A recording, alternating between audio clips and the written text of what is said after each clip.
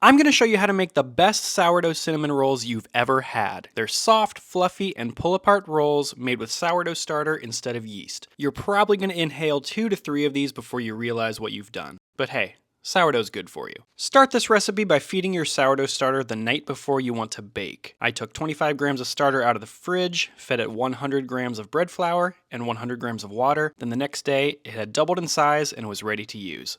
To mix the dough, add 150 grams of whole milk to your mixing bowl. Then add 1 whole egg, about 50 grams, 50 grams of brown sugar, 75 grams of softened butter cut up into cubes. Then add 6 grams of salt, and 200 grams of that active sourdough starter that you fed the night before. You should have about 25 grams of starter left over that you can keep in the fridge for the next time you want to bake. Stir everything together just a little bit so it mixes together before you add the flour. And then add 400 grams of bread flour. You can use all-purpose flour for this recipe. It works perfectly fine as well. With all the ingredients together in the bowl, give the dough a mix so it comes together as one cohesive mass. When the dough looks something like this, you can transfer it onto the counter and knead it by hand for about 8 minutes. Or move the dough to your stand mixer and let it knead on low to medium speed for about 8 minutes until the dough clears off the sides of the bowl and comes together in a smooth dough that looks something like this. Transfer the dough to an unfloured surface and give it a few kneads on the counter. Knead the dough just enough to clean up the edges and form the dough into a smooth ball. Then transfer the dough back into the mixing bowl or into a glass proofing container and let it rise for about 4 to 6 hours until the dough about doubles in size. Since it was fairly cold in my kitchen, it took my dough about 8 hours until it was fully doubled. At this point, the dough was light to the touch, puffy, and ready to shape. Before shaping, I decided to move the dough to the fridge so it could firm up while I focused on making the cinnamon sugar paste, which is going to be the cinnamon sugar filling for these cinnamon rolls. Cinnamon. For the paste, add 100 grams of softened butter to a mixing bowl, and then 100 grams of brown sugar, equal parts by weight, then 5 grams or 2 teaspoons of cinnamon. Then whisk everything together with a whisk or a fork. I usually use a fork for this. It's going to start crumbling at first, and then eventually it's going to be able to be whisked into a paste. If you find that you can't get to the paste stage because your butter is just too hard and all you have is crumbly crumbs like this, move the paste to the microwave and just give it about a 5-second nuke in the microwave. That's going to melt it just enough so you're able to whisk it into a paste that looks something like this. This is exactly what you're looking for. It's a spreadable cinnamon sugar butter paste that can be easily spread over your rolled out cinnamon roll dough. Speaking of which, it is time to take your chilled dough out of the fridge, put it onto the counter, dust it with a little bit of flour on each side just so it's non-stick. Only slightly, you don't want to use too much flour or you won't be able to roll it out. At this point, I like to press down the dough into a general rectangular shape with my fingertips. It makes it easier to roll out with a rolling pin.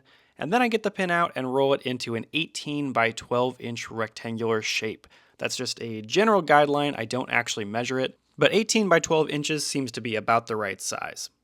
Then on goes all of the paste. I like to put it on in 6 dollops and then spread it around. This will be the perfect amount of paste for these cinnamon rolls. It's not too thin and they're also not overloaded. When you're spreading the paste, keep about 1 inch at the bottom with no paste on it. That'll help the dough seal and stick to itself when you roll up the cinnamon rolls. Now spread out the paste with a plastic spatula until the rest of the dough is absolutely covered.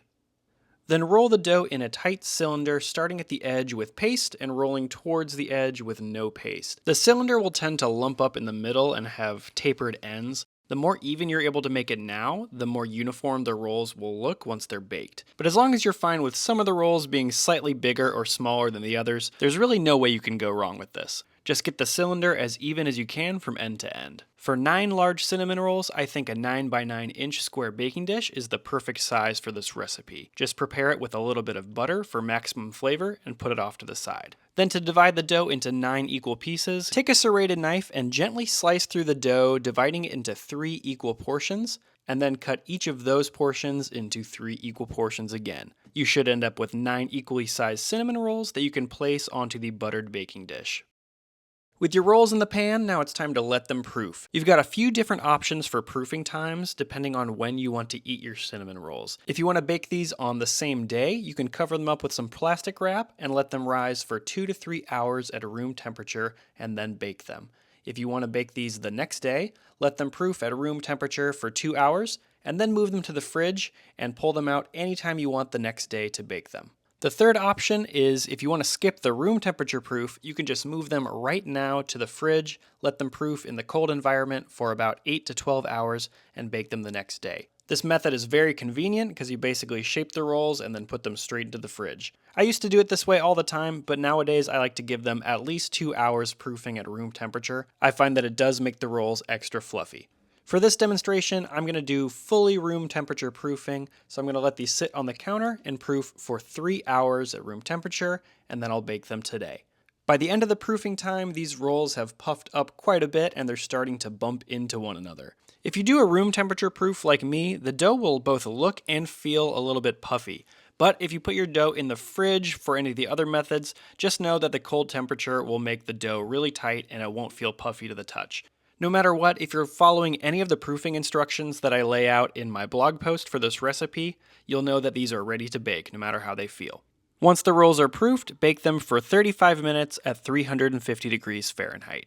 While the rolls are baking, I'll show you how to prepare the easiest icing or glaze you can possibly make for cinnamon rolls. This is a milk and powdered sugar based glaze that only requires 3 ingredients. Start by adding 60 grams of whole milk to a mixing bowl. Then whisk in 200 grams of powdered sugar. This is the proportion of milk to powdered sugar that I like to use, but if you want a thinner consistency, use less powdered sugar, and if you want a thicker consistency to your glaze, just add a little bit more. You can do whatever you want, it's just milk and powdered sugar.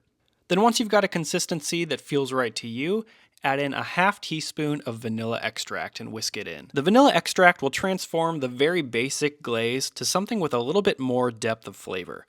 Plus, if you say depth of flavor, it really makes you sound like you know what you're talking about. Seriously, try it sometime. Now, when the cinnamon rolls finally come out of the oven after 35 minutes of baking, I like to add the glaze to the rolls in 2 stages. The first stage, right away. I like to add half of the glaze when the rolls are piping hot, fresh from the oven. Then I let the rolls cool, they soak up some of the glaze, and it creates sort of this hard shell across the top of the cinnamon rolls. Then I add the other half of the glaze on top of the cinnamon rolls, and because they've cooled down a little bit, the glaze actually stays on top of the rolls and doesn't pool up on the sides. This is a really simple glaze, but it's one of my absolute favorites. You could also top these with a cream cheese frosting. I've got a sweet orange glaze recipe that's included in my Sourdough Holiday Handbook. And in my ebook, No Nonsense Sourdough, I've got a cinnamon roll recipe with a smooth, buttery powdered sugar glaze. I'll include links to those in the video description below. These sourdough cinnamon rolls are one of my favorite guilty pleasures. The dough is perfectly sweet, and the warm cinnamon and brown sugar filling on the inside of the rolls is the perfect contrast to the sweet glaze on top of the rolls. The dough maintains a little bit of crispiness on the outside edges, but it unravels to reveal a buttery, soft, and fluffy cinnamon roll center. This sourdough cinnamon roll recipe is the one you've been looking for. Check out the recipe in the description below, and I'll see you in the next video.